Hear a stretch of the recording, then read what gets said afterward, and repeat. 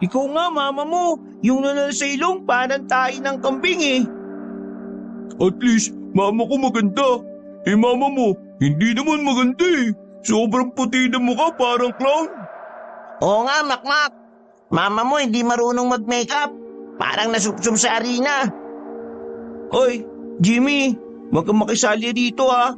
Mama mo maraming utang. Makakabayad na mama ko kasi marami kaming pera. Mama mo, tinataguan yung Bombay palagi. Eh wala naman kayong magandang TV. Kami meron. Ayos lang walang TV no. Di naman kami mahilig manood eh. Eh kayo nga, yung kutsyon nyo, sobrang itim. Ang daming libag. Ew, kadiri. Oo nga, nakita ko kutsin nyo sobrang itim. Napakadumi. Mas malinis pa rin pet ng aso namin eh. Eh, wala naman kayong TV. May TV nga kayo. Wala ka naman papa. Ha? May papa kaya ako? Wala. May papa ako, nasa abroad. Ikaw may papa ka, wala naman sa abroad. At least kasama ko papa ko. Eh ikaw, hindi mo kasama. May papa pero nasa malayo. May kutsyon pero mabaho. Iiyak na yan. Konting tiis. Iiyak na yan. Di ako iiyak no. Baka kayo iiyak kasi hindi masarap ulam nyo eh. Mas masarap kumain ng ulam na masarap kapag may karap na papa, no? Kawawa naman si Makmak. Masarap ulam pero walang papa na kasama. Johnny, Johnny! Yes, papa! Eating! Walang papa! Isusumbong kayo sa mama ko. Eh di magsumbong ka. May mama ka ba? Uy, merong mama yan! May mama ka pala.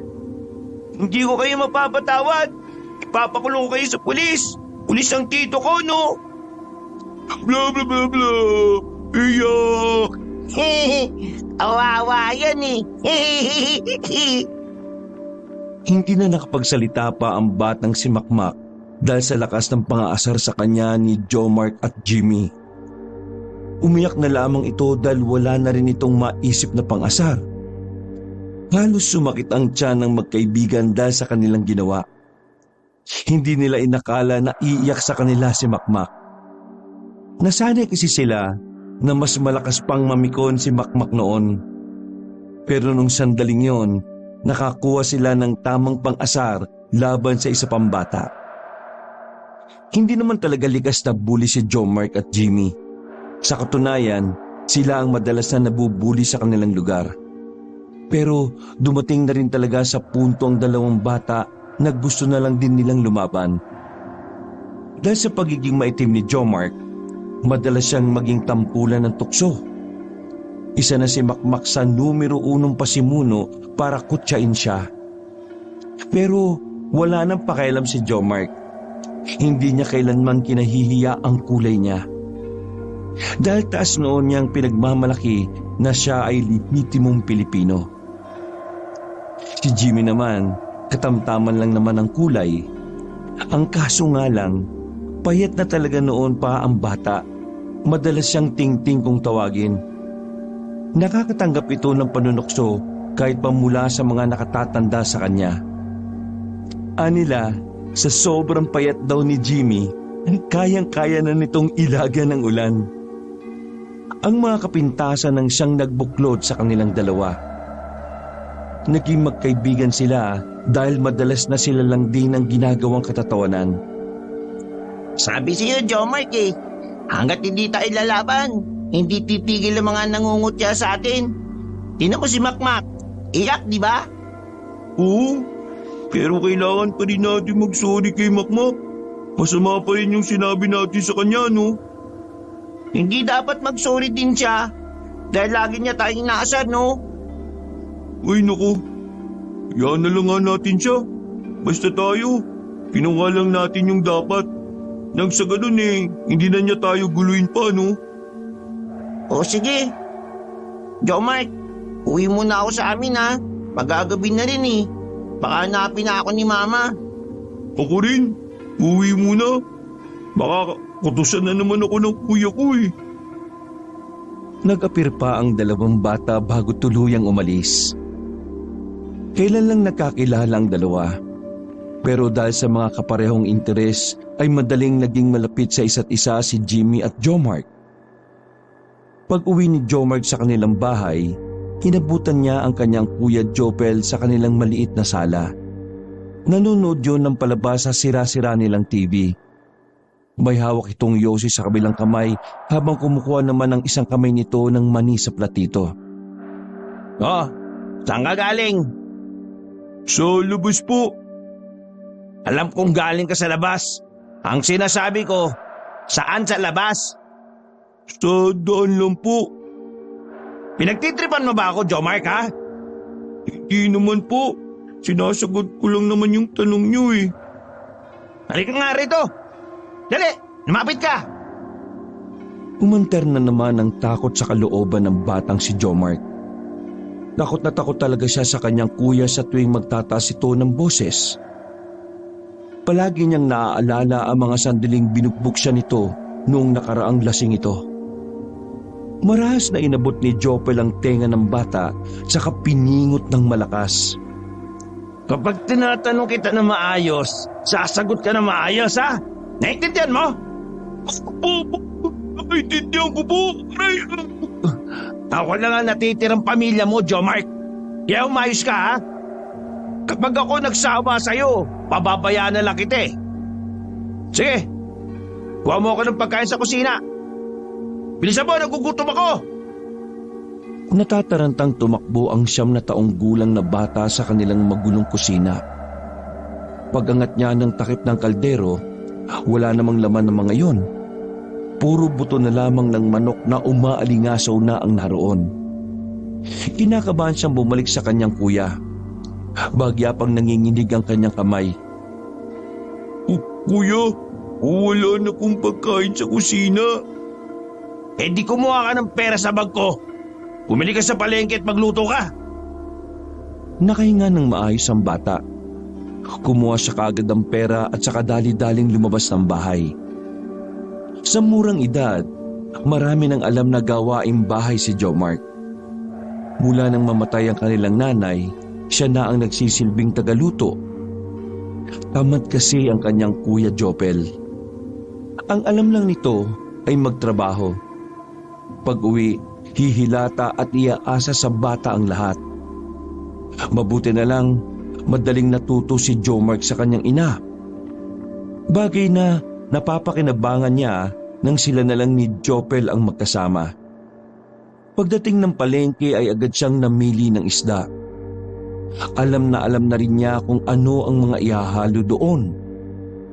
Pagkatapos mamili, napadaan siya sa tindahan ng mga laruan. Nakita niya roon ang isang kotse-kotsihan na matagal na niyang pinapangarap. Tumilay ang ngiti ni Jomark habang nakatingin doon. Pero nawala na lang ang kanyang ngiti nang biglang makarinig ng boses ng matanda. Lumingin siya sa kanyang likuran. Kita niya ang matandang lalaki na merong tungkod. Maputi na ang buhok, balbas at bigote nito. Makahulugan ang mga mata nito, na parang marami itong inililihim. Gusto mo ba niyan, iha? Opo, pero sino naman po kayo? Tawagin mo na lang akong Tatalino. Tatalino? Oo, tama ka. Tatalino. Matutulungan niyo ba ako na makuha yung laruan na yan? Hindi. Bakit kayo nagtatanong kung gusto ko yun wala naman po pala kayo may tutulong? Bakit? Masama bang magtanong? Hindi naman po. O ayun naman pala eh. May kailangan po pa kayo sa akin? Bakit niyo po ako kinakausap? Ngumiti ang matandang lalaki kay Jomark ng malapad. Ang mga mata nito ay tila nagsasabi ng kahiwagaan. Hindi maintindihan ni Jomark ang ngiting yon dahil sa siya ay bata pa lamang. Pero ganun pa man, pakiramdam ng bata ay mabuti namang tao ang matanda. Yun nga lang, hindi niya alam kung ano ang pakay nito sa kanya. Iha, pamilyar ka ba sa liwanag at dilim? Opo, kapag hindi po kami nagbayad sa Meralco, dilim po yun. Pero kapag nagbayad na po kami, yun ang liwanag. Ang galing mong magpaliwanag ah. Pero hindi yon ang gusto kong sabihin. Ano po? Ang liwanag at dilim ay sumisimbolo sa kabutihan at kasamaan. Ang dalawang sektor na ito ay kailanman palaging nagbabanggaan. Ngunit isa lang ang dapat na magtagumpay. Yun ay walang iba kundi ang kabutihan. Tapos po, Tumayo ng tuwid ang matandang lalaki at kumamot sa balbas. May naiintindihan ka ba sa sinasabi ko? meron naman po. O sige, total limitado lang naman ang pangunawa ng isang batang katulad mo. Didiretsahin na kita. Gusto mo bang makamit ang mga bagay na gusto mo sa buhay? Mga gusto ko sa buhay? Unang pumasok sa isipan ng bata ay magkaroon ulit ng maayos na pamilya. Kaya naman, hindi na ito nagdalawang isip na sabihin yun sa matanda. Gusto ko pong magkaroon ulit ng maayos na pamilya. Nakaramdam ng kaunting lungkot ang matandang si Tata Lino. Hinaplos niya sandali ang ulo ng batang si Jomar at umupo sa tabi nito. Iho, hindi ako Diyos. Wala akong kakayahan na maibalik ang mga bagay o tao na nawala na sa mundo. Pero kaya kitang bigyan ng bagong pamilya. Hindi ko naman po iniling na pumalik si na mama kasi di ba? Kasama na niya si Jesus. Ang gusto ko lang po, maging maayos na si Kuya Jopel para magkaroon na ulit ako ng masayang pamilya. Tumayong muli ang matanda. Huminga ito ng malalim. Kung yan, kaya kong tuparin yan. Pero may kailangan kang gawin para sa akin. Kailangan gawin? Utusan niyo po ako? Parang gano'n na nga. Ano, kakasa ka ba? Sandaling nag-isip ang batang si Jomar. Nang maisip niya ang kanyang pangarap, hindi na ito nagdalawang isip na pumayag. Sige po, kakasa po ako. Pero ano po bang gagawin ko? Kailangan mong makuha ang espada ng namayapang panday. Namayapang panday? Pero saan ko naman po makukuha ang bagay na yan? Malalaman mo kung sasama ka sa akin. Baka mamaya, masama kang tao eh. Hindi kita pipilitin. O sige na, mauna na ako maglakad. Patawa-tawa pa ang matandang lalaki ng mga sandaling yon. Dahil bata pa at likas na madaling maging curious sa mga bagay-bagay, sinundan ni Jomar si Tata Lino. Nakalimutan na niya na meron na pala siyang daladala at kailangan niya pa ring umuwi para magluto. Pero hindi niya mapigilang hindi sundan ng matanda. Hinakain na si Jomar ng kanyang kuryosidad. Ilang sandali lang, kita niyang pumasok na ang matandang lalaki sa loob ng kagubatan. Madilim na roon, pero wala man lang nararamdamang pag-aalinlangan ng bata. Ang mahalaga na lang kay Jomar ay malaman kung saan pupunta si Tata Lino. Huminto si Jomar sa paglalakad nang makita si Tata Lino na pumasok na rin sa isang bahay. Bukod tanging ang bahay na yon dahil yun lang ang nakatirik sa gitna ng gubat. Wala nang makitang ibang nakatira si Jomar sa lugar na yon. Hinakabahan man, may kung anong pagkasabik naman ang namamayani sa kanyang kalooban. Kaya naman, walang pagdadalawang isip si Jomar na lumapit sa bahay. Nasa bakuran pa lamang siya ay lumabas ulit ang matandang si Tata Lino.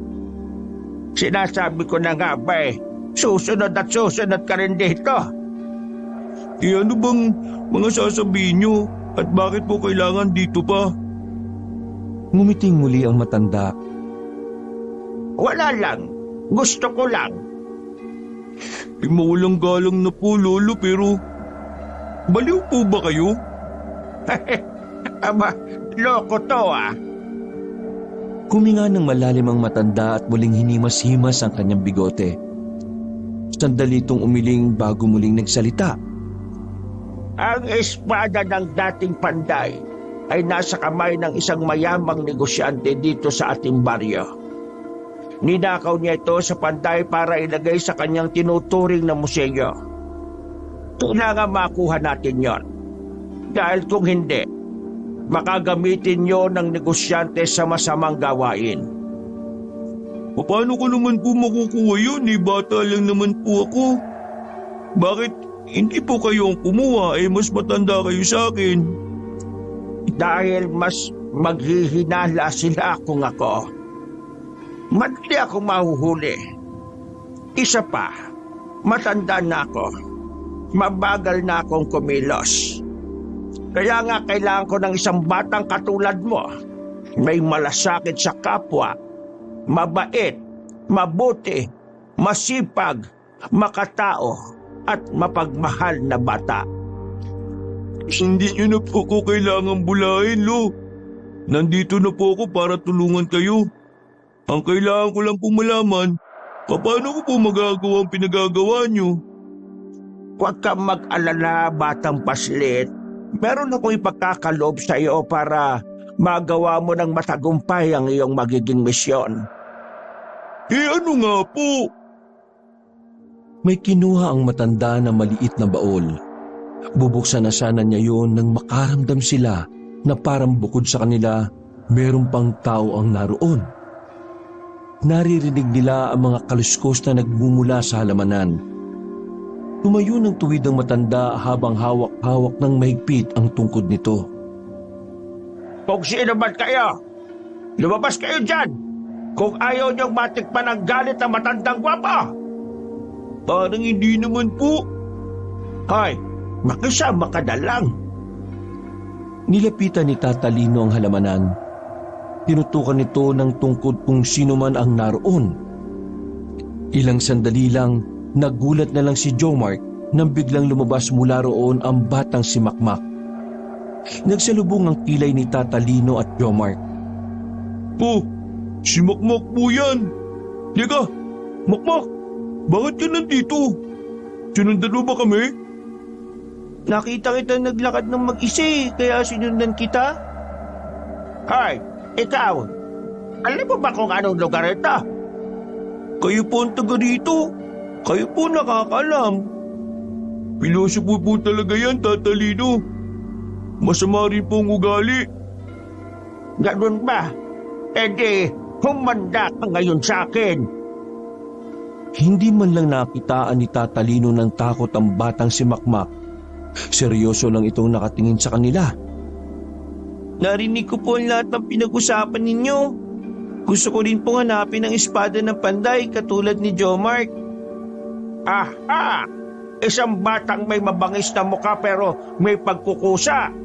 Teka, sigurado ka ba kakayanin mo? Opo, kakayanin ko po. Mas magaling po ako kay Jomark eh.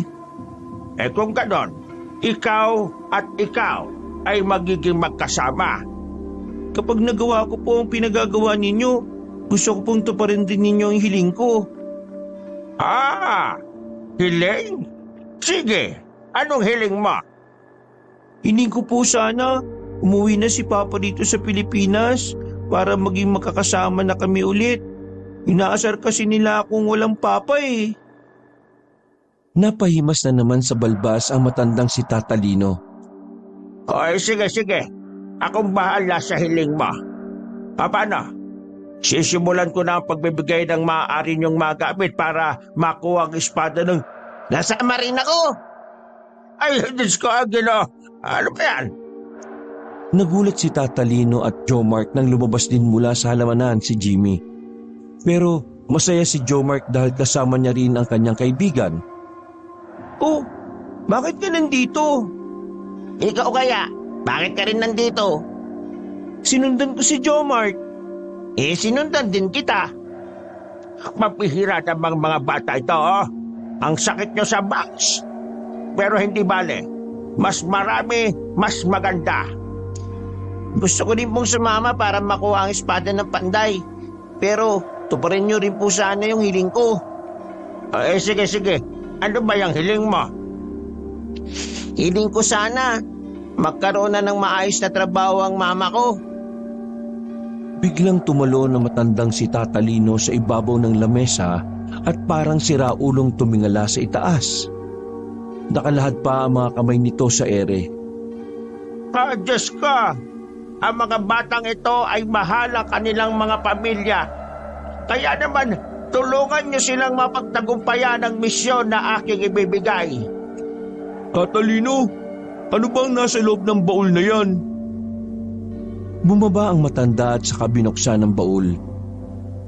Bago ko ito ipagkaloob sa inyo, nais ko lamang sabihin sa inyo kung ano ang dahilan at bakit kailangan nating makuha ang espada ng dating panday.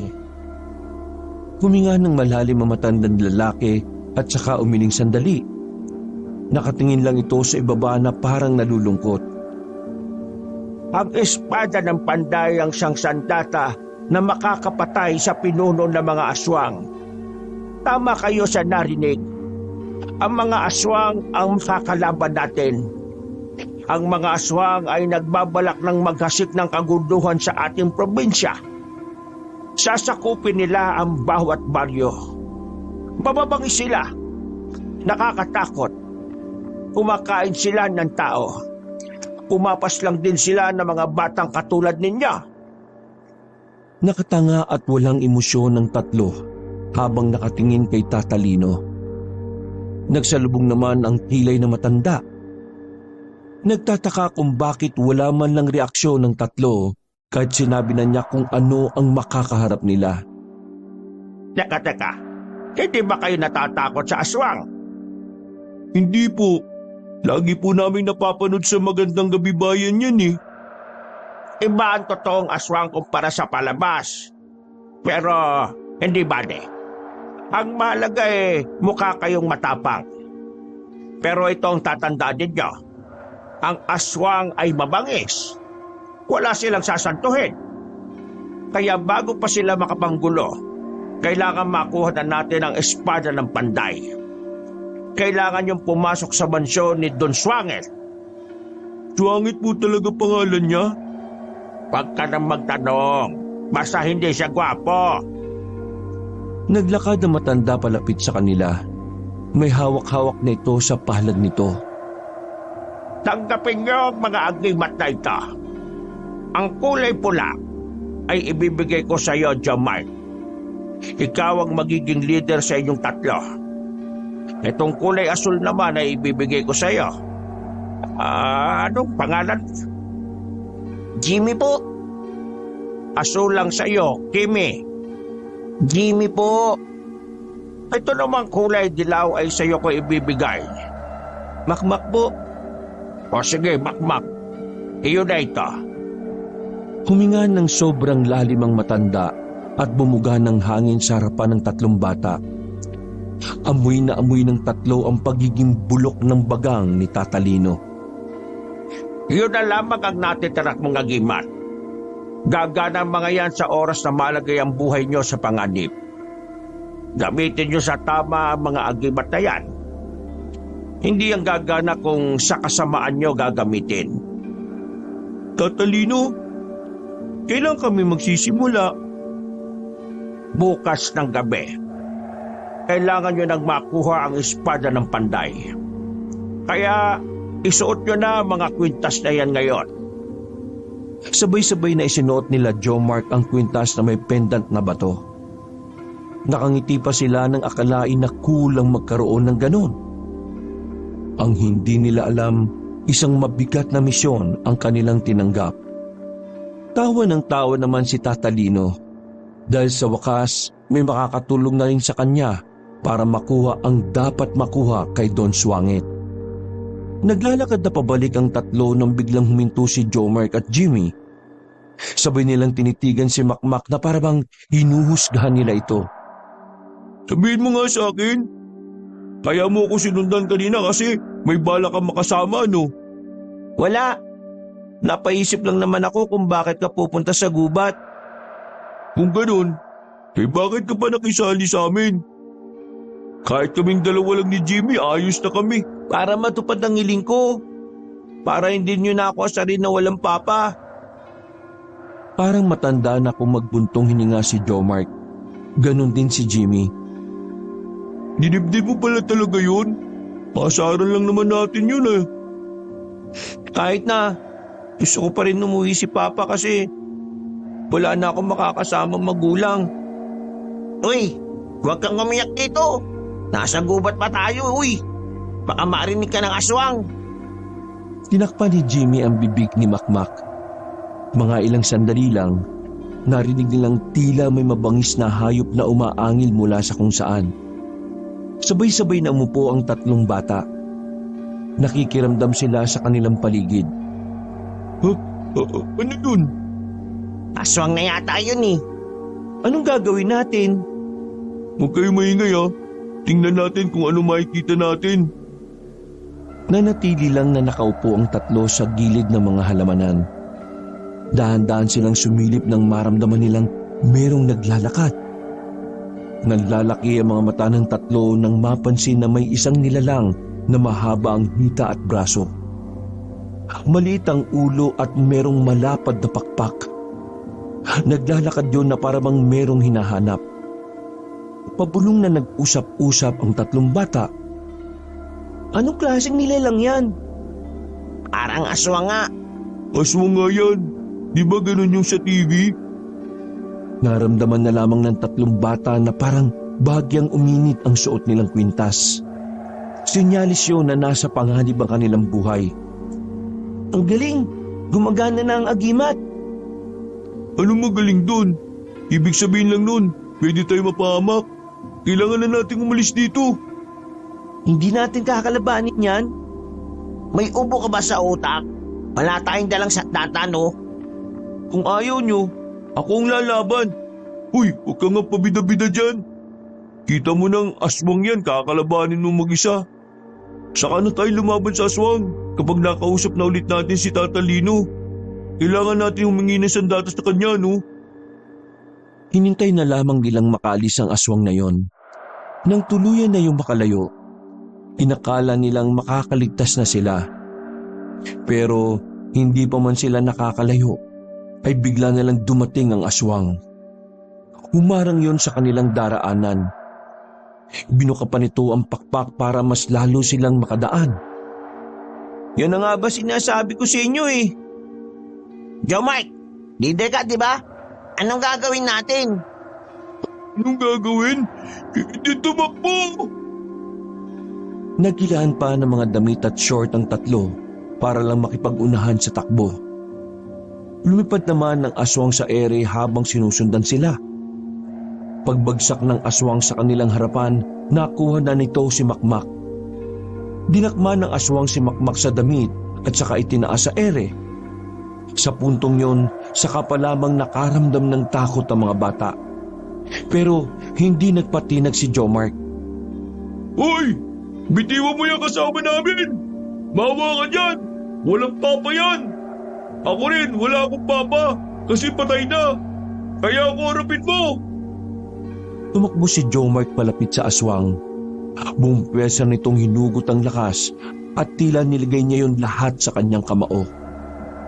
Sinuntok niya ang aswang sa hita, pero wala man lang naramdaman ang aswang sa ginawa niya. Bakit hindi ka tinablan? Anong tatablan? Ang hina-hina ng suntok mo. Ganun pa man, hindi sumuko si Jomark. Hinawakan niya ang kwintas. Pagsuntok niya ulit, dito na naramdaman ng aswang ang sakit. Napitiwan nito si Makmak. Takang-taka ang aswang kung papaanong mabigat ang kamao ni Jomark. Samantalang ang bata-bata pa nito. Ang isang suntok mo, nasaktan siya. Gumana na yata yung agimat. Hala, nagalit yata siya oh. Takbo! Muli silang tumakbo paalis. Pero sa pagkakataong yun, hindi na pangkaraniwan ang kanilang bilis. Gumagana na kasi ang agimat. Kaya naman, nagkakaroon na ng kaibang lakas ang tatlong bata. Kapag lumilingon sila sa kanilang likuran, ay nakikita pa rin nila ang aswang na nakasunod sa kanila. Hindi sila humihinto sa pagtakbo hanggang sa makalabas na sila ng kagubatan. Nasa gitna na sila ng kalsada ng mga sandaling yun. Buong akala nila ay ligtas na sila sa lugar na yon dahil medyo may liwanag na. Pero nagkamali ang tatlong bata. Sunundan pa rin sila hanggang sa kalsada. Lumapag ang aswang sa harapan nila at marahan na isinara ang mga pakpak. Umangil ito ng nakakatakot. Parang gigil na gigil. Tila gutom na gutom at natatakam na silang makain. Ako naman ang lalaban dyan. Hindi na natin yan kaya. Katapusan na ba natin? Makmak, total katapusan na natin. Gusto ko humingi ng sorry sa ginawa namin sa iyo ha. Ako rin. Sorry na, Makmak.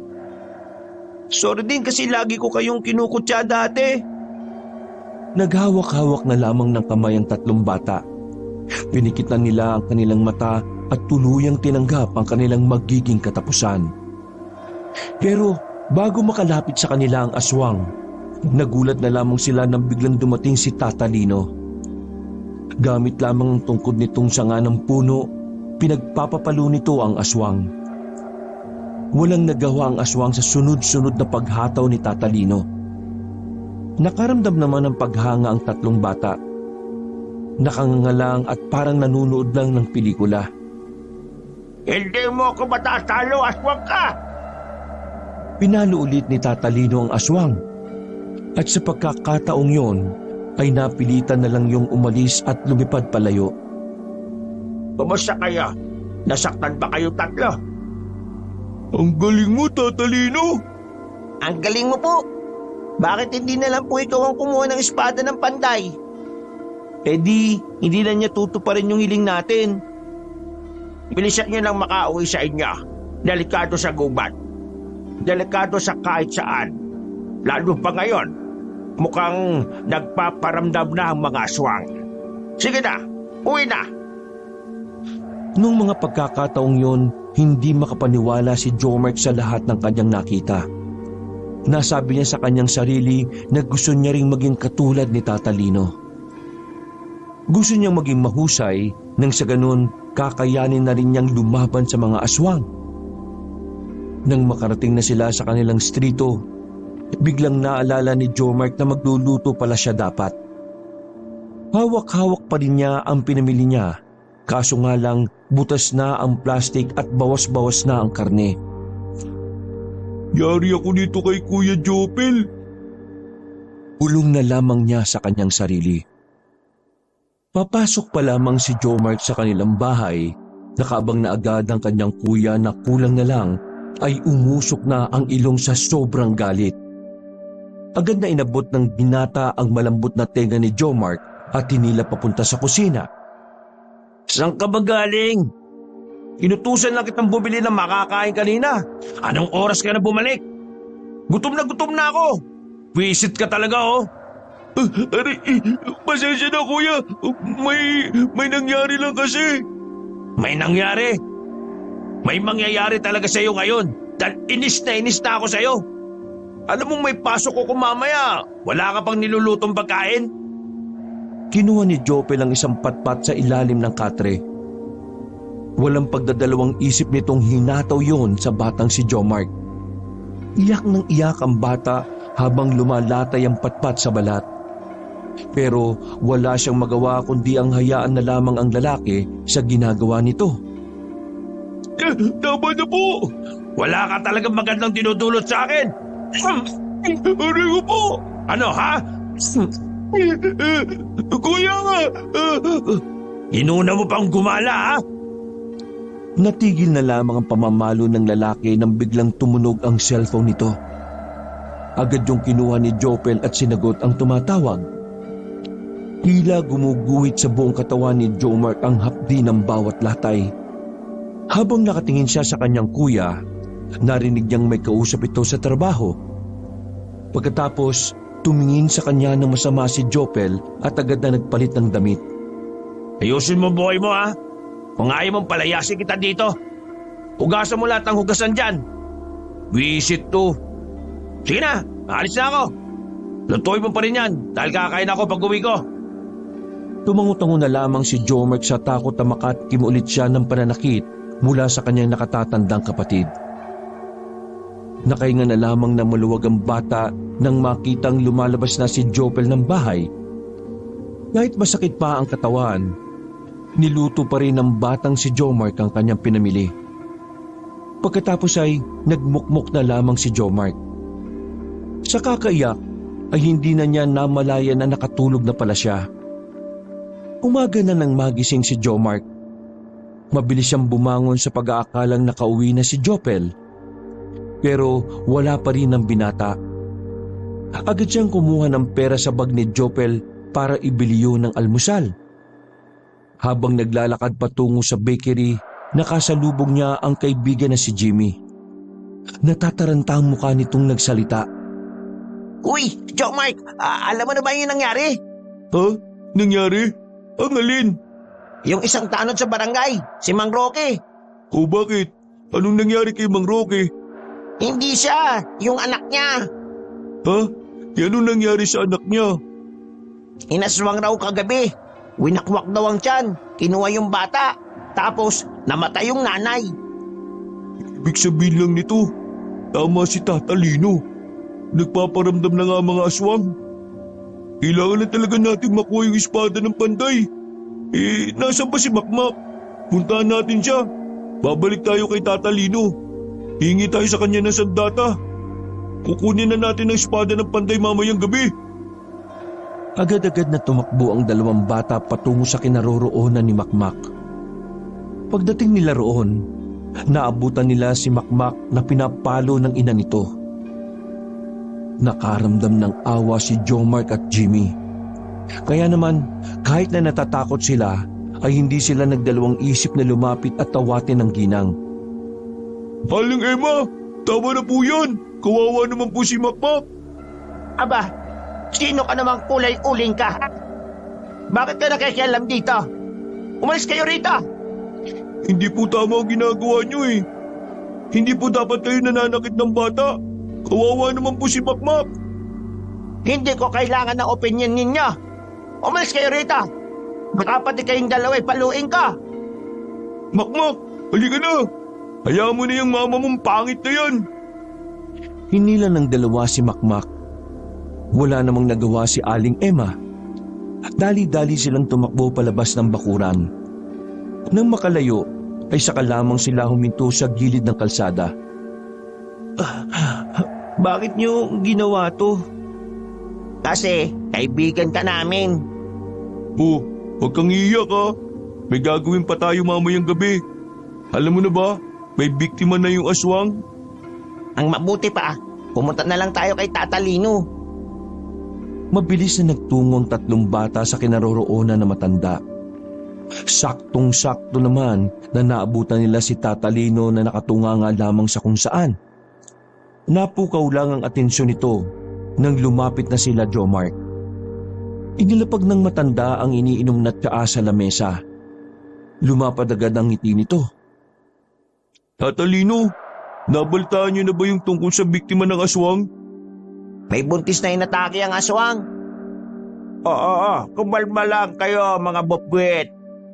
Huwag kayong mag-alala. Hindi ako mangmang sa mga nangyayari.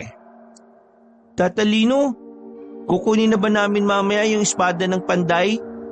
Paano namin kukunin? May ibibigay ka bang sandata sa amin? Tumawa ng mahina ang matandang lalaki. Muli itong umupo sa lamesa at kalmadong sumipol-sipol. Tirador! Tirador?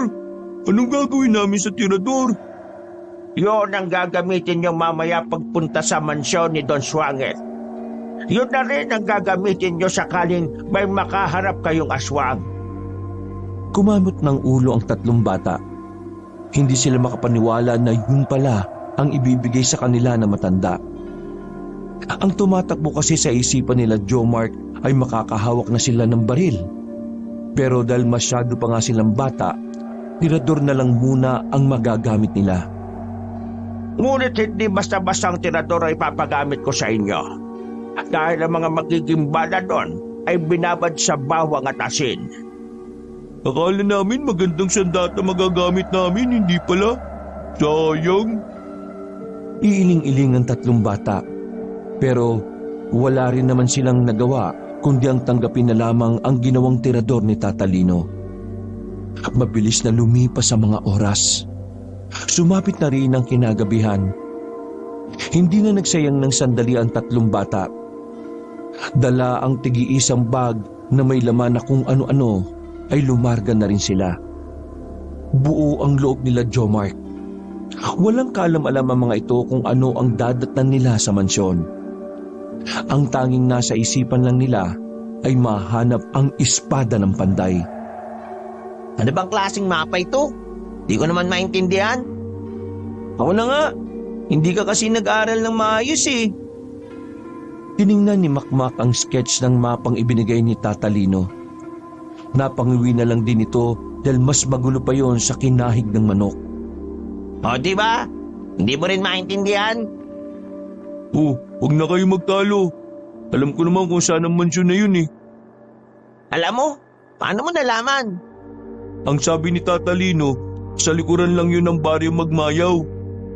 Makikita naman natin doon na yun lang ang bukod tanging malaking bahay doon eh. Ang galing mo talaga, Jomart. Siyempre, ako pa ba? Pinagpatuloy ng tatlo ang kanilang paglalakad.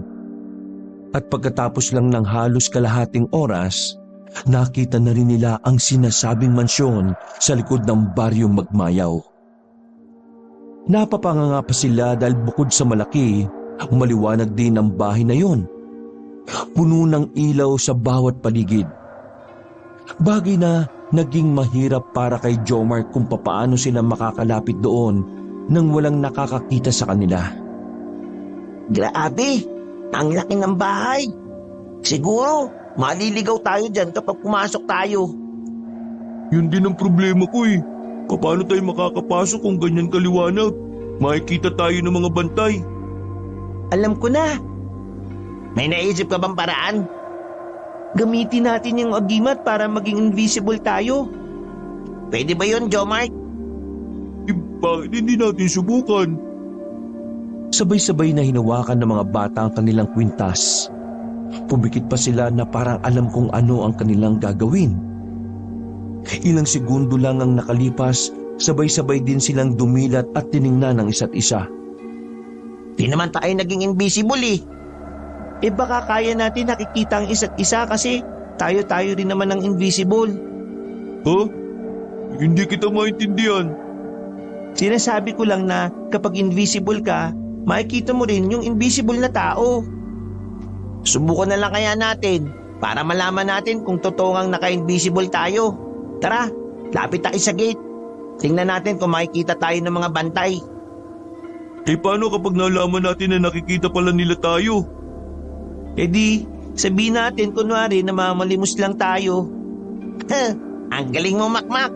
Matalino ka rin pala kahit wala kang... Wag mo na ituloy. Tara na, lumapit na tayo.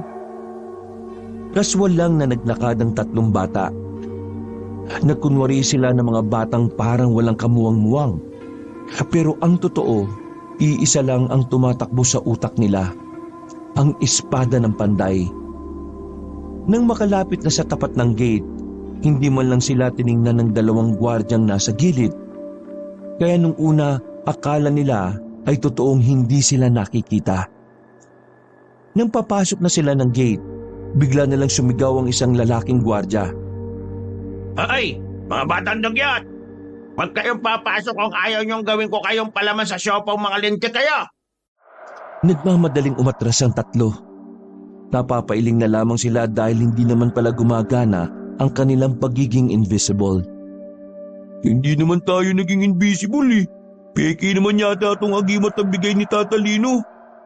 Ay nako, Paano tayo makakapasok nito? Eh kung tumakbo na lang tayo ng mabilis papasok, Baliw ka ba?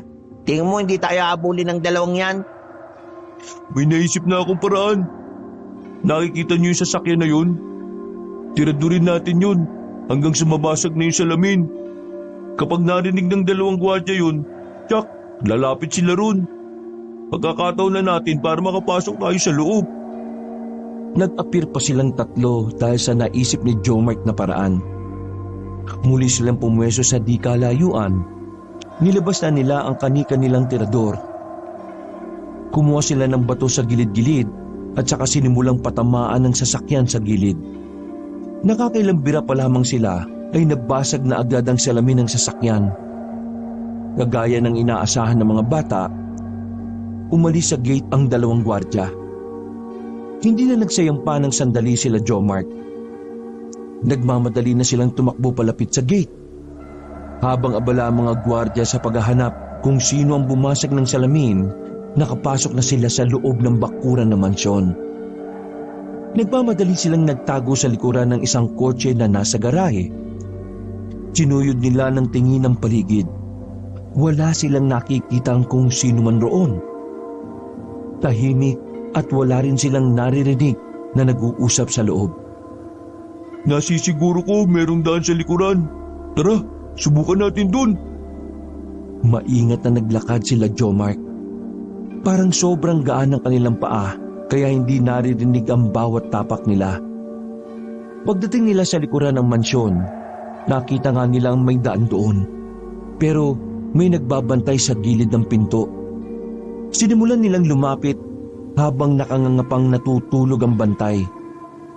Doble ingat ang ginawa nila, wag lang nila masagi ang lalaking bantay. Nakapasok na sila sa loob ng mansyon. At napatago sila sa gilid ng malaking banga nang marinig nilang may bumababa ng hagdanan. Ihanda niyo yung sasakyan ko. Bukas na bukas din ay ihahatid ko na ang espada ng panday sa pagbebentahan ko. Ayusin niyo ang trabaho niyo, ha? Ayaw na ayaw ko ng tanga. Kapag ito nabulilyaso, papatayin ko kayong lahat. Naintindihan niyo? Hindi maaring magkamali ng hinala si Jomart. Base sa paglalarawan ni Tata Lino, ang nakikita nilang pababa ng hagdan ay si Don Swangit. Sa lahat ng doon, siya lang yung pangit. Kaya nga swangit eh. Nanahimik na sila nang makitang naglakad ang Don sa sala. Palihim nilang sinundan yun. Medyo nakainom ang Don kaya hindi ito mapagmasid sa paligid. Masyado itong kampante dahil nasa sariling mansyon naman siya. Kailangan natin siyang sundan. Kutob ko, pupuntahan niya yung espada ng panday. Parang mga daga ang tatlong bata habang gumagapang. Sa kakasunod nila, nakita nilang pumasok sa loob ng isang silidang Don. Maswerte namang hindi yun nakasarado. Pagtulak nila ng pinto, nakita agad nila ang isang aparador na bahagyang nakausog.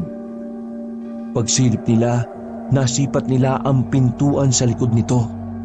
Nagkakatinginan ng mga bata. Pero nakakaramdam na rin ng kaba ang mga ito. Tandaan yung sarili niyo. Baka nasa loob na niya ng espada ng panday. Pumasok sila sa pintong yun. Nasa loob sila ng parang tunnel. Kalaunan, meron na naman silang nadaanan na silid.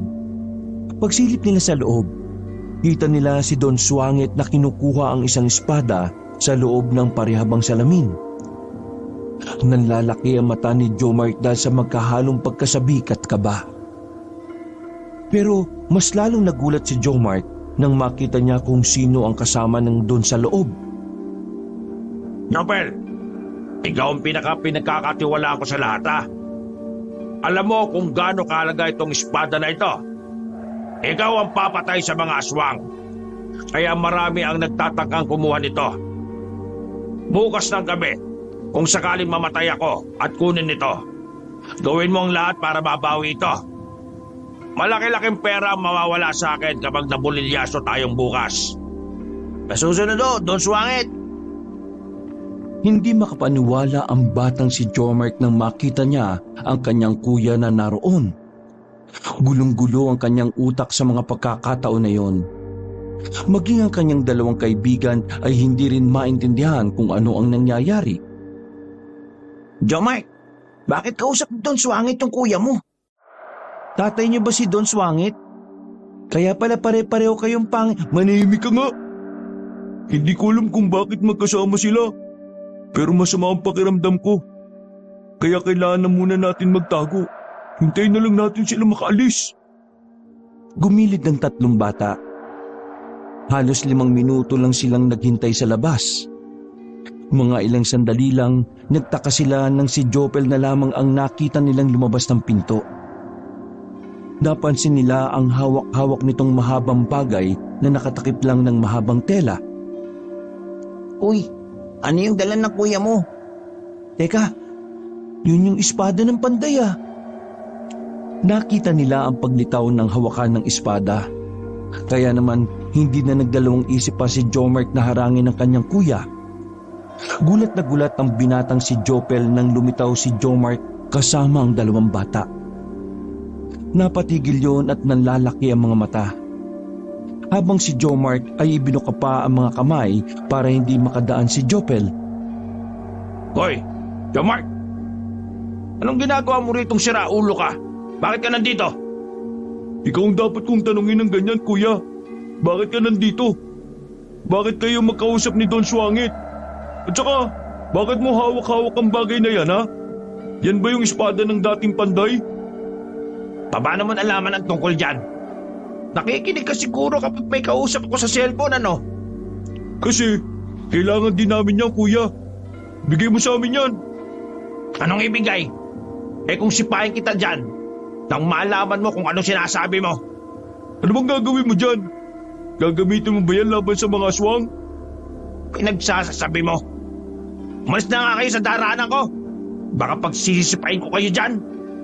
Ibigay mo sa amin yan, kuya. Malapit nang lumusob ang mga aswang. Maraming mapapahama kapag hindi namin naibigay yan kay Tata Lino. Tigilan mo nga ako. Kaya ito makakapagpayaman sa akin. Kaya wag mo akong inuutusan na ibigay ito sa'yo. Tatagayin ko kayo nito. Nagkatinginan ng 3 bata. Batid nilang malabong ibigay sa kanila ng binata ang espadang yon, kaya naman hindi na nagdalawang isip pa si Jomart. Lumapit siya sa kuya niya. Walang ano-ano, bigla niyang sinuntok ang binata sa pagitan ng mga hita nito. Dahil rektang-rekta sa itlog ang kamao ng bata, namilipit sa sakit si Jopel. Napasandal na lamang ito sa pader. Nang magkaroon ng pagkakataon sila Jomart, ay inagaw nila agad ang espada. May kabigatan ng espada kaya tulong-tulong silang 3 sa pagbubuhat. Buisit ka, Jomart! Ibigay mo sa kanyan! Pasensya ka na, kuya. Pero mas kailangan ito ng maraming tao kaysa sa'yo. Oo nga po. Kung gusto niyo pong yumaman, magsikap po kayo. Hindi yung magiging makasarili kayo. Isa ka pang bata ka. Kapag ako nakalapit sa inyo, pag-uuntugin ko kayo.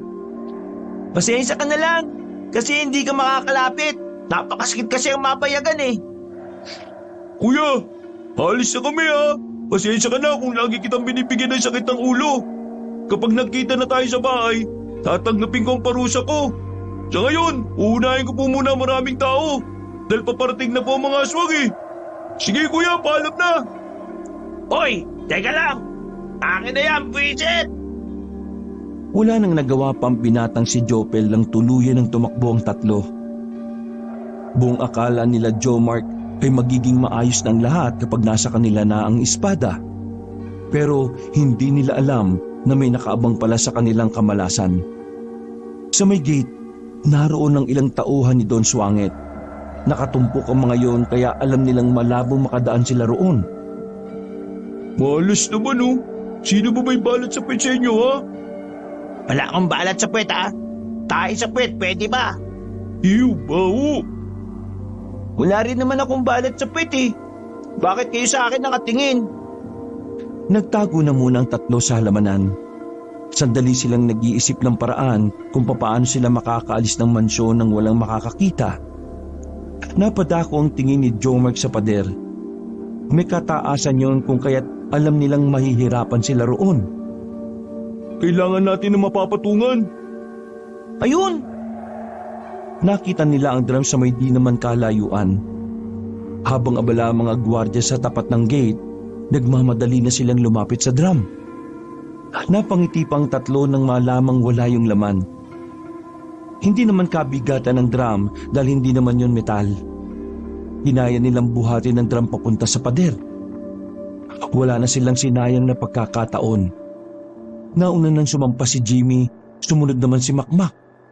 Nang lumingon si Jomark sa gate, nanlaki ang kanyang mga mata nang mapagtanto na nakatingin pala sa kanya ang mga naroon. Ikaw yata may balad sa puwet, Jomark eh. Nakita ka nila oh. Bilisan mo! Nagmamadaling umakyat sa drum ang batang si Jomark. Hinila na siya ng 2 paakyat. Muntikan pang mahablot si Jomark ng mga gwardya. Buti na lang ay nakatawid na sila sa kabila. Buhat-buhat nila ang espada ng panday ay dumaan sila sa madilim na parte ng kalsada. Nagawa nilang mailigaw ang mga humahabol sa kanila. Nang makakuha ng tamang pagkakataon para makapagpahinga, tumigil sila sa gilid. Hingal na hingal ang 3 bata. Laylay ang kanilang dila at pawis na pawis ang buong katawan. Munti ka na tayo dun. Sana tayo dadaan. Natandaan niyo pa ba? Bahala na. Hindi ko na rin alam eh. Makalipas lang ang halos 10 minutong pagpapahinga, napagdesisyonan na nilang umalis para maibigay na kay Tata Lino ang espada. Ang kaso nga lang, nasa kalagitnaan pa lang sila ng kagubatan ay naramdaman na nilang tila mayroong sumusunod sa kanila. Wala silang kalam-alam na ang espada ng panday ay umaakit ng mga nilalang nakaaway ng aswang. Napatigil ang 3 nang marinig na ang hiyawan ng mga aswang. Sa mga pagkakataong yon, batid na ni Jomark na maaring yun na ang katapusan nila. Ipinagdarasal na lamang nito na sana magkaroon ng isang himala. Ramdam niyo na ba? Yung mga aswang? Oo. Rinig mo naman, di ba? Hindi. Yung kamatayan natin. Huwag ka na nga magsalita ng ganyan. Baka mamaya magkatotoo eh. Bakit? May alam pa kayong paraan para... Ha? Hindi na nila naituloy ang kanilang sasabihin nang bigla na lamang may lumitaw na isang aswang. Gumagapang-gapang pa ito ng marahan habang nakatingin sa kanila. Hawakan niyo na maigi ang espada ng panday. Akong bahala. Matapang na kinuha ulit ni Jomark ang kanyang tirador. Binalahan niya yon ng Jole na base kay Tata Lino ay binabad sa bawang at asin. Walang takot nilang tinira ang aswang na gumagapang. Nang tamaan yon ay nakita nilang nangisay-ngisay ang aswang. Agad na nagdiwang si Jimmy at Makmak. Akala nila makakaalis na sila. Ang galing mo! Isa ka talagang idol! Siguro dati kang tumitira. Uy, huwag muna kayo maging masaya. Hindi pa tayo nakakaligtas. Nawala ang ngiti ng 2 nang dumami na ang mga aswang na sumilip sa gilid-gilid ng mga puno. Kahit na anong gawing pagtira nila ng mga Jolen, hindi na sila nakakatama. Mabibilis nang umilag ang mga aswang na yon. Alak ka! Anong gagawin natin? Teka, totoo ba talaga tong agimat na binigay sa atin ni Tata Lino? Bakit parang wala namang kwenta? Hindi naman tayo nagkaka-powers eh. Kahit na anong mangyari, huwag natin bibitiwan ang espada ng panday ha. Kahit nalapain nila tayo? Hindi na sila nakapagsalita nang unti-unti nang lumapit sa kanila ang mga aswang. Pinagpapawisan na sila ng malamig. Sobrang kaba. Parang maiihi na rin si Jimmy. Tata Lino, tulong! Napapikit na lamang si Jomark at ang 2 niyang kaibigan. Buong akala nila ay makikita na nila ang anghel sa langit. Pero nagulat na lang sila nang makitang may matanda na sa kanilang harapan. Napatigil din ang mga aswang dahil doon. Hindi pa naman ako nahuhuli ng dating, hindi ba? Tila nagkislapan ng mata nila Jomark sa pagdating ng matandang lalaki. Nabuhayan ng loob ang 3. Umurong ang ihi nila na dapat ay sisilip na ng dahil sa kaba.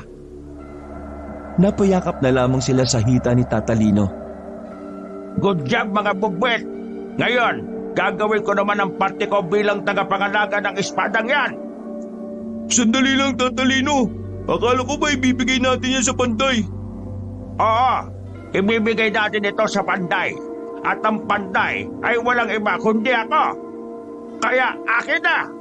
Huh? Seryoso po kayo? Ay naku naman ang kulit! Akin na yan! Naghihintay na ang mga aswang oh! Inagaw na ni Tata Lino ang espada. Itinaas na niya yun sa ere, dahilan para maalarma na ang mga aswang na nasa paligid. Nagpabalik na ang Panday. Tagal-tagal na rin akong walang nahihiwa gamit ang espadang ito. Ngayong gabi, matitikman niyo ulit ang bagset ng Panday! Parang hindi matanda si Tata Lino nang lumusob yun gamit ang espada. Habang sila Jomart naman, napapanganga na lamang sa kanilang nakikita. Perpektong-perpekto ang sandaling yon. Malakas ang sinag ng buwan para masaksihan ang kagitingan ng Panday. Malawak din ang paligid, kaya parang nanunood lamang ng palabas sa mga bata. Tulungan natin ang Panday! Pinagbababanat nila ang kani-kanilang mga tirador. Habang abala sa pakikipaglaban na matanda, sige naman sila sa pagtira sa mga aswang na nasa ibang direksyon. Ganyan nga mga bata! Pinapahaga niyo ako ah! Dahil sa kakaibang lakas at galing ni Tata Lino, walang kahirap-hirap nitong pinabagsak ang mga kaharap na aswang. Habang ang iba naman ay nagmamadali ng makatakas at takot na takot. Ang galing niyo po, Tata Lino. Kayo ang Panday. Tata Lino, umatras na po ang mga aswang. Ano na po ang gagawin natin? Kailangan niyong umuwi. At ako naman, pupuntahan ko ang kanilang kuta. Nang sa ganun tuluyan na silang maglaho sa mundong ito. Huminga ng malalim si Tata Lino, habang ang tatlong bata naman ay may pagdududa pa rin kung siya nga ba talaga ang Panday. Tata Lino, magsabi ka nga po ng totoo. Kayo po ba talaga ang Panday? Kapag nagsinungaling, makakalmuranas. Hindi pa rin ako makapaniwala. Bakit hindi niyo naman po sinabi sa amin na kayo nga ang Panday? Diyos ko naman, mukha ba akong hindi mapagkakatiwalaan? Opo. Umiling-iling ang matanda. Wala na itong magagawa kundi ang sabihin na sa tatlo ang katotohanan tungkol sa kanya.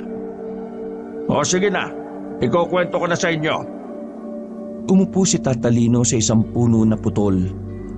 Tinukod nito sandali ang espada sa lupa at saka bumuntong hininga. 8 taon na nakakalipas. Nakalabang ko mga aswang. Gamit ang espadang ito nakaloob ng isang diwata mula sa Biringan. Nagawa ko silang talunin. Ang kaso nga lang, pagkatapos ng laban ay maraming nagka-interes sa espada. Maraming naghangat na maagaw sa akin ang pagiging Panday. Pero sa huli, si Don Swangit lang din ang nakakuha nito sa akin. Ginamit niya ang yaman niya para makuha sa akin ang espada. Wala na rin ako nagawa noon ng pagbantaan niya ako na papas lang siya ng maraming tao. Dahil wala naman na ang aswang, ibinigay ko na lang sa kanya ang espada. Pero ang hindi ko alam, may mga aswang pa palang natitira sa kung saan-saan. Mula noon nawala na sa pangangalaga ko ang nag-iisang sandata ng nag-iisang Panday. Tumangutangon na lang ang tatlong bata. Pero karamihan naman sa sinabi ni Tata Lino ay hindi nila gaanong naintindihan. Basang alam lang ng tatlong bata ay si Tata Lino nga talaga ang dating Panday. Naniniwala na po kami sa inyo. Pero pwede po ba kaming sumama sa inyo sa pagpunta sa mga aswang? Hindi pwede dahil lubang delikado. Pero kami naman ang kumuha ng espada Nagawa niyo na ang misyon ninyo.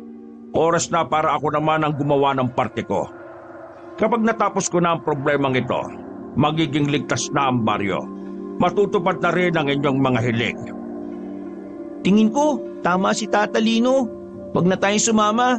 Kung sasama pa tayo magiging pabigat lang tayo sa misyon niya O sige na nga, di na kami sasama sa'yo. Pero magbabantay na lang kami sa baryo. Tama. Protektahan na lang natin ang baryo laban sa mga aswang. Ihahatid ko kayo pa uwi. Huwag kayong susunod sa akin ha. Tumungo lang ang tatlong bata at nagsimulan na rin silang maglakad patungo sa kanilang baryo.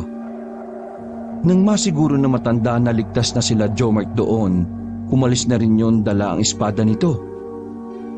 Napapailing na lamang si Jomart sa mga sandaling yon. Sa totoo lang, gustong-gusto nilang samahan na matanda. Ang kaso nga lang, ayaw din naman niya na maging pabigat sila sa gagawin nito. Kaya naman, nagdesisyon na lamang sila na umuwi na muna ng kani-kanilang bahay. Mamayang 12:00 ng gabi lalabas tayo. Mag-iikot-ikot tayo.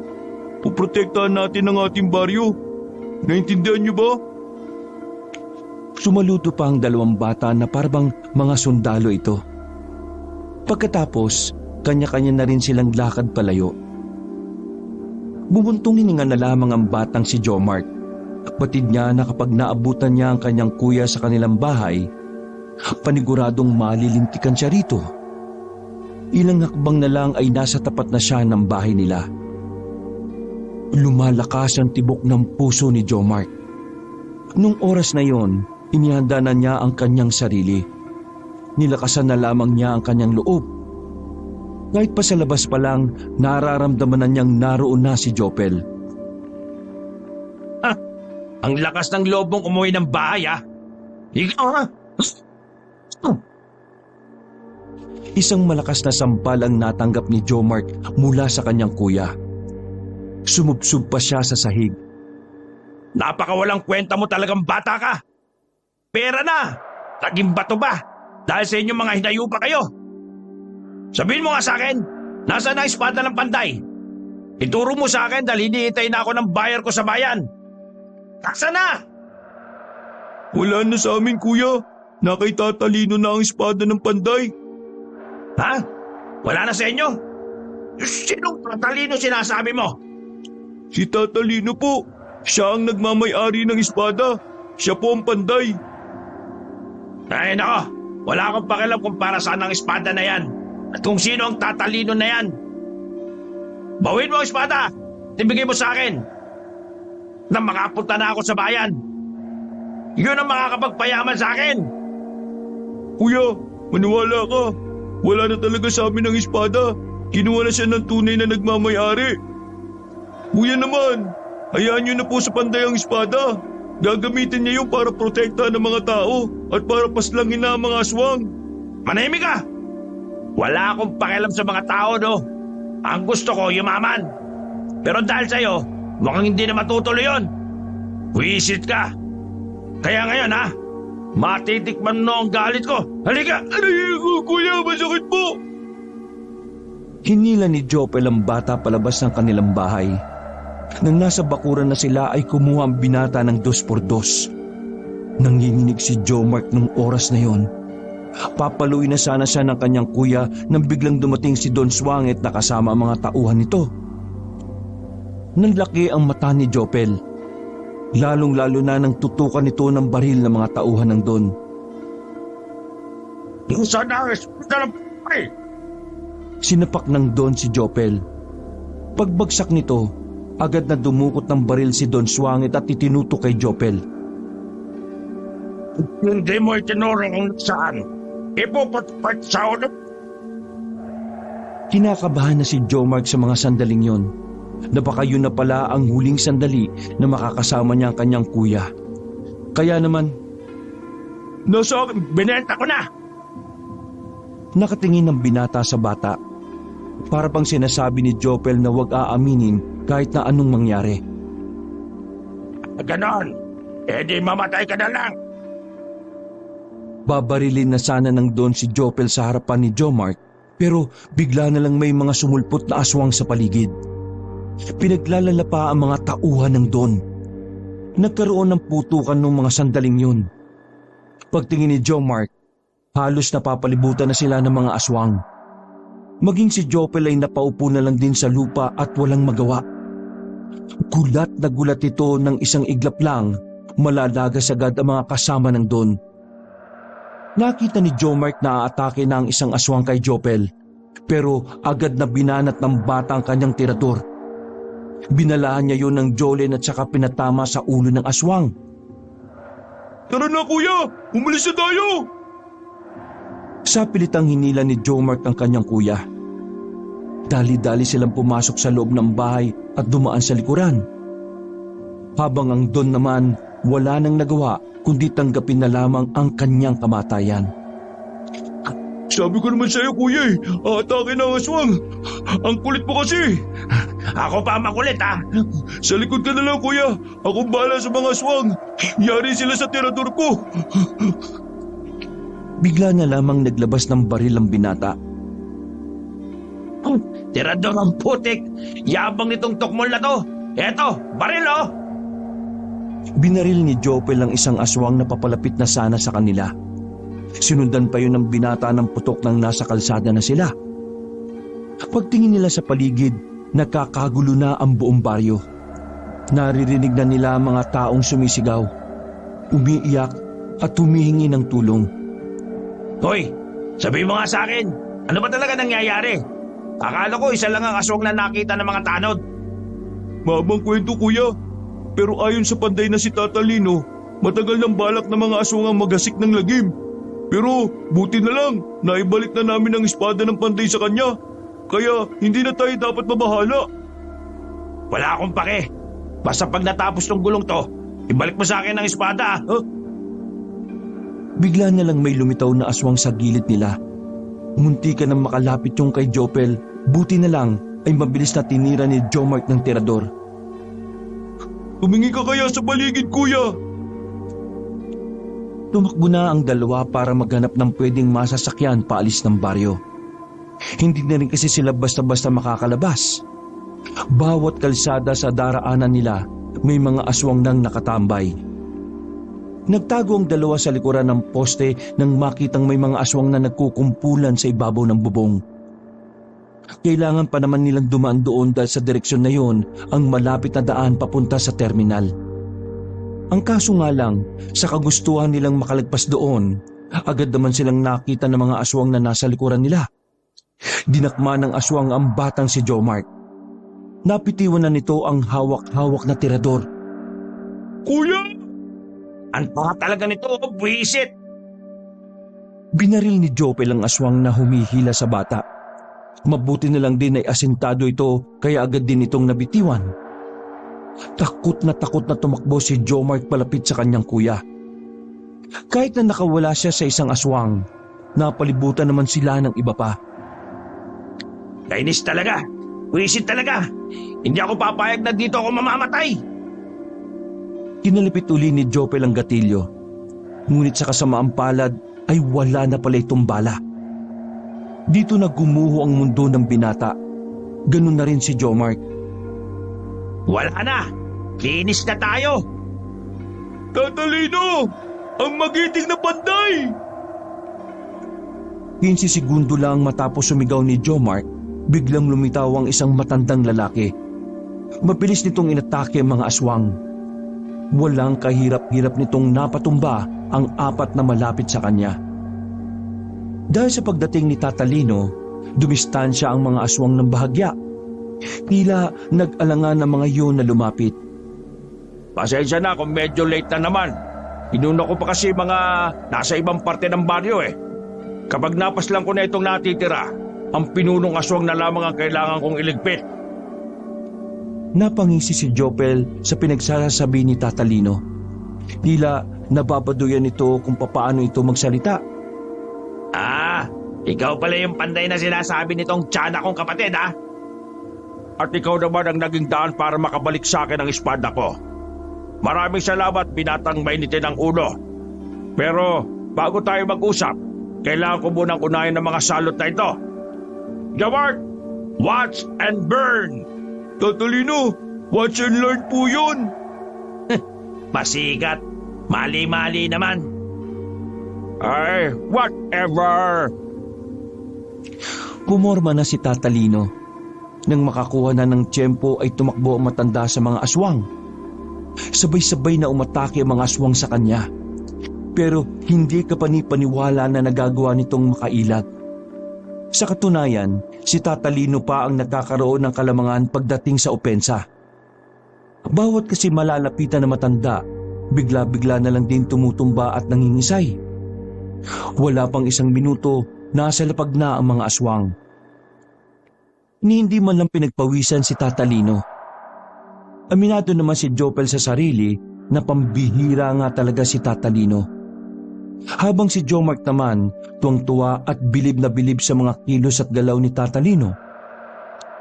Pero nawala ang ngiti ng bata nang biglang dumating ang aswang na merong malapad na pakpak. Tatalino! Hindi na namalayan ni Tatalino na nasa likuran na pala niya ang tiktik. Hinalmot siya nito sa likuran. Pagkatapos ay hinawakan sa ulo at hinagis papunta sa gilid. Samantala, hinila naman niya si Jopel sa tabi para dumistansya roon. Sa murang kaisipan, naiintindihan kagad ni Jomark na sa pagkakataong yon, hindi na basta nakakalamang si Tatalino. Dahil kitang-kita na kakaiba na ang aswang na makakatapat nito. Ganun pa man, bumangon agad si Tatalino at nagawa pa nitong tumawa. Parang hindi man lang ito nasaktan. Masyado ka namang marahas. Hahanapin naman kita eh. Bakit kusa ka nagpakita? Pwes, maraming salamat dahil hindi na ako mahihirapan pa sa pag-aagilap. Yabang talaga ang potek. Ilang sandali pa, nakita na lamang nilang nagkakasugupaan na si Tatalino at ang tiktik. Hinagupit ni Tatalino ng espada ang tiktik. Kahit na dumaplis lang yon, kitang-kita ang epekto nito sa aswang. Dumistansya saglit ang mabangis na nilalang, pero hindi ito nagpatinag sa panday. Muling umatake ang nilalang. Mabilis ang ginawa nitong paglusob. Pero dahil sa lakas ng espada, tinamaan ulit ni Tatalino ang tiktik. Sa pagkakataong yon, naputol na ang kaliwang braso ng aswang. Hoy! Hindi ka sasantoy ng espada ng panday kahit na ikaw pa ang pinuno ng mga aswang. Kung ako sa'yo, ibigay mo na lang kusa ang ulo mo. Ha? Natigilan na sinasabi ng matanda nang biglang nakaramdam ito ng pagkahilo. Napagtanto na lamang ni Tatalino na ginagamitan na pala siya ng itim na salamangka ng tiktik. Dahil doon, naging seryoso na siya sa laban na yon. Doon niya naintindihan na hindi niya dapat minamaliit ang pinuno ng mga aswang. Walang sinayang na pagkakataon ng aswang. Mabilis nitong inatake ang matanda. Pinagkakakalmot nito si Tatalino sa katawan. Talsikan na ang mga dugo nito. Sa isang iglap lang, si Tatalino naman ang nalagay sa alanganin. Tatalino! Nasa aktong tatapusin na sana ng tiktik ang panday, pero biglang dumating si Jimmy at Makmak. Tinira ng 2 bata ang aswang gamit ang tirador, pero wala namang yung epekto. Napalingon lang sa kanila ang aswang na yon. Hala, galit siya. Tayo nga anuin niya! Jimmy! Makmak! Takbo na! Nang makita ni Tatalino na ang 2 bata ang aatakihin ng tiktik, walang pag-aalinlangan tumakbo si Tatalino para iharang ang kanyang katawan. Tumarak ang mahabang kuko ng aswang sa dibdib ni Tatalino. Hindi pwedeng ako lang ang mawala ngayong gabi. Isasama kita. Buong puwersang itinarak din ni Tatalino ang espada ng panday. Tumagos pa yon sa likuran ng aswang. Wala pang 20 segundo nang isay-isay na ang tiktik at tuluyan na ring nalagutan ng hininga. Tatalino! Nilapitan agad ng mga bata ang matandang naghihingalo. Iyak ng iyak ang 3 dahil nakikita nilang duguan ng matanda. Talino, sorry po. Dahil sa amin, kaya kayo nasaktan. Tatalino, huwag po kayo mamamatay, please! Nakikiusap po ko, Tatalino. Lumaban po kayo. Parang awa niyo na po. Di po kayo dapat mamatay kasi mabuti po kayong tao. Kahit sumusukat umuubo na ng dugo ang matanda, nagpakita pa rin ito ng malapad na ngiti. Isa-isa nitong hinaplos ang pisngi ng mga bata. Matanda na ako. Ito na lang din ang hinihintay ko. Ang matapos ang misyon na ito para ako ay makapagpahinga na rin. Joe Mark, Jimmy at Makmak, magpapakabait kayo palagi, ha? Hindi po pwede. Huwag po kayo mamatay. Sa inyo po namin naramdaman ang pagmamahal ng isang ama at lolo. Pakiusap po. Kahit po, huwag niyo na pong tuparin ang hiling ko na itrato ako ni Kuya ng tama. Ako rin po. Kahit wag na po magkaroon ng magandang trabaho si Mama, basta mabuhay lang po kayo. Ako rin po, Tatalino. Huwag niyo na pong tuparin ang hiling ko. Kahit wag na pong umuwi si Papa, mabuhay lang po kayo. Tatalino, ang hiling na lang namin, mabuhay pa kayo. Tumulo na ang luha ni Tatalino. Magkahalong lungkot at saya ang nararamdaman nito. Mga anak, mas mahalaga ang kinabukasan niyo kaysa sa buhay ko. Kaya kapag nawala na ako, kakausapin ko ang Diyos na sana matupad ang inyong mga kahilingan para sa inyong mga sarili. Mawala man ako, pero mananatili ako sa puso ninyo. Umubo na lang ng malala si Tatalino. Kaunting sandali na lang ay malalagutan na ito ng hininga. Tumingin ito kay Jopel. Agad naman lumapit si Jopel para pakinggan ang ibubulong nito. Napatango na lamang si Jopel kahit na hindi naman magkakilala ang mga ito. Tatalino! Maya-maya pa, tuluyan na ngang namaalam si Tatalino sa kanilang apat. Bumuhos ang luha ng mga bata. Kahit na anong gawin nilang pagbuka ng mga mata, ay hindi na yun muli pang gumising. Kinabukasan, nahimasmasan na rin ng mga bata. Kahit na mga bata pa lamang, sinubukan ng mga ito na tanggapin ang mga nangyari. Naging matatag ang mga bata. Hanggang sa tuluyan ng mailibing si Tatalino, wala pa ring humpay ang luha nila Jomark. Dahil sa mga nangyari, tila nagbago ang pananaw ng binatang si Jopel. Nang makita nito kung papaanong nahirapan si Jomark sa pagkawala ni Tatalino, saka lamang nito naintindihan na kailangan siya ni Jomark. Sa mga sumunod na araw, linggo at umabot pa ng ilang buwan, parang nagkaroon nga ng isang himala sa buhay ng tatlong bata. Nakauwi ang ama ni Makmak. Nagkaroon naman ng maganda at maayos na trabaho ang ina ni Jimmy. At ang pinakamagandang nangyari, natutunan na ni Jopel na mahalin ang batang si Jomark. Walang kamalay-malay ang mga bata na totoong natupad ang kanilang mga hiling. Hindi rin nila alam na ang espada ng panday ay hinabilin pala ni Tatalino kay Jopel. Wakas,